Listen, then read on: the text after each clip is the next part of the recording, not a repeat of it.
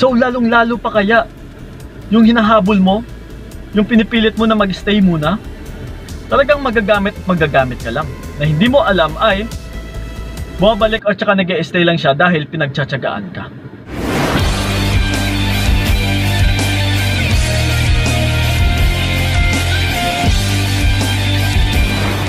Yun, what's up? Ayan, kamusta mga utol, and then welcome sa video na ito.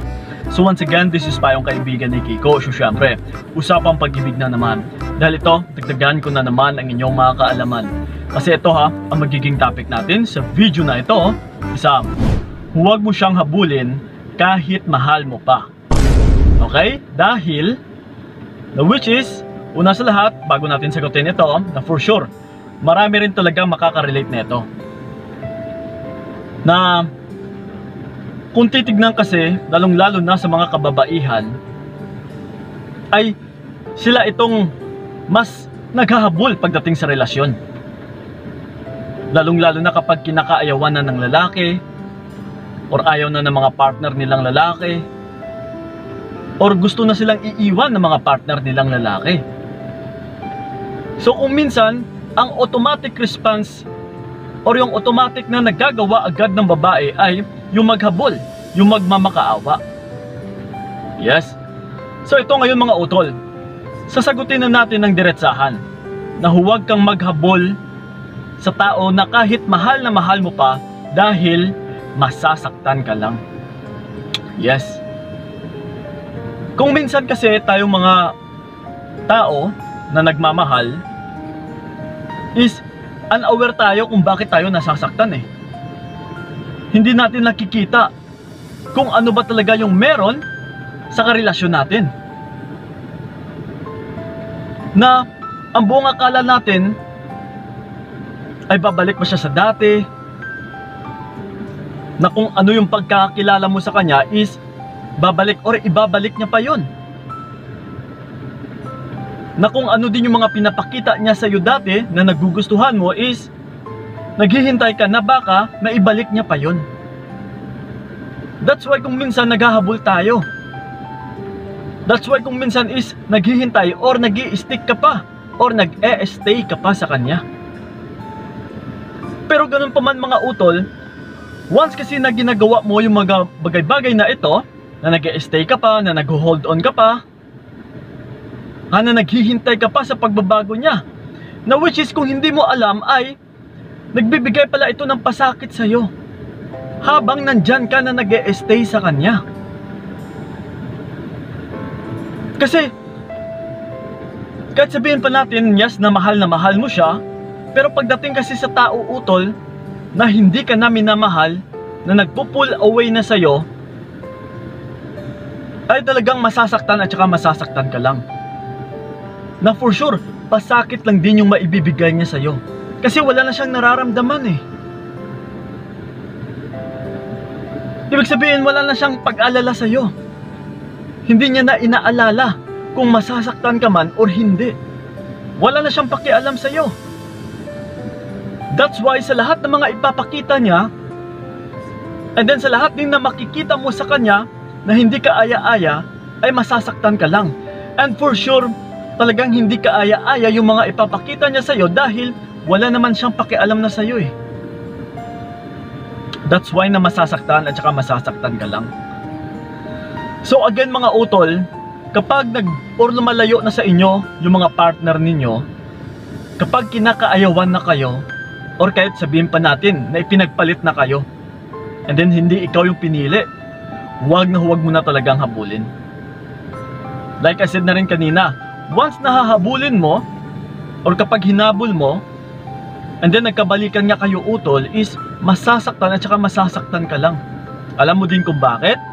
Dahil bumalik siya dahil sa paghahabol mo. Hindi yung bumalik siya na wala kang ginawa, kundi kusa siyang bumalik na siya itong may gusto na magkabalikan kayo. So mas okay po yun, na for sure hindi ka masasaktan dahil ginusto niya.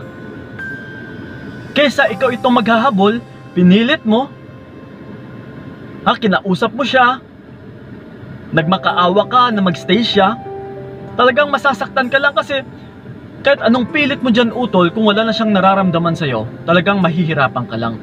Masasaktan at saka masasaktan ka lang sa mga bawat ipapakita niya sa'yo. O sa bawat pinapakita niya.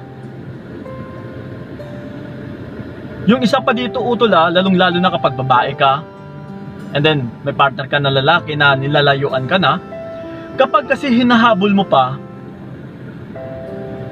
pwede kang i-take advantage ng partner mo. Oy, okay to. Habang hindi pa ako sigurado sa bago ko, or habang wala pa ako nakikita na ibang babae, ay pagtiyagaan ko na lang muna to. 'Di ba? So kaya kung minsan ang buong akala mo bumalik na siya sa dati, uy, nagkabalikan na kami, Kuya Kiko. Parang nagiging okay na kami.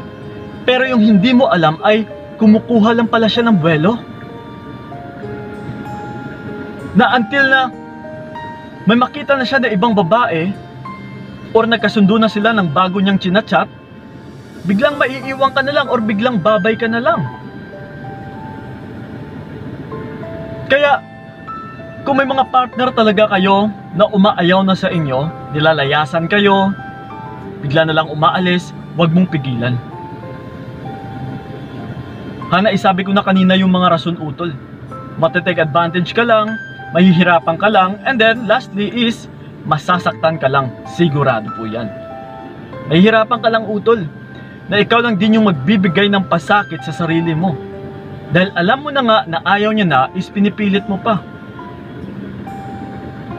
So ngayon, babalik siya sa'yo, pero dahil sa pinilit mo.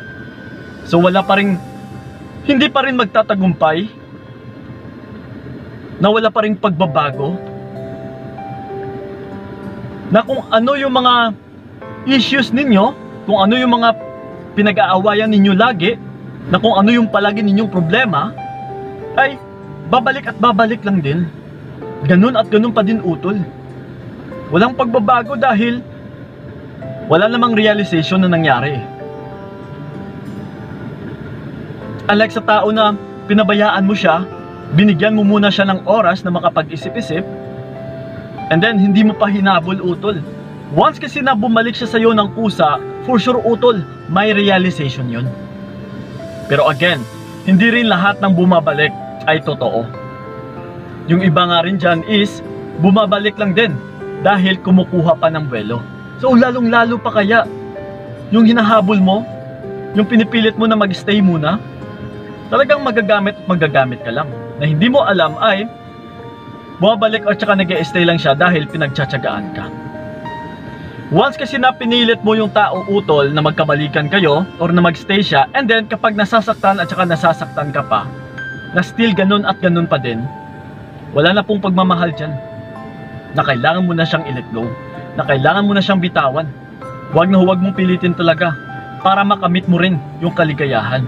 Kaysa mag-stay ka sa tao na yan, na puro pasakit na lang yung iba ibibigay sa'yo, na for sure, yes, pasakit at saka pasakit na lang din talaga yung maibibigay sa'yo dahil wala ng pagmamahal eh. Okay? So acceptance ang kailangan.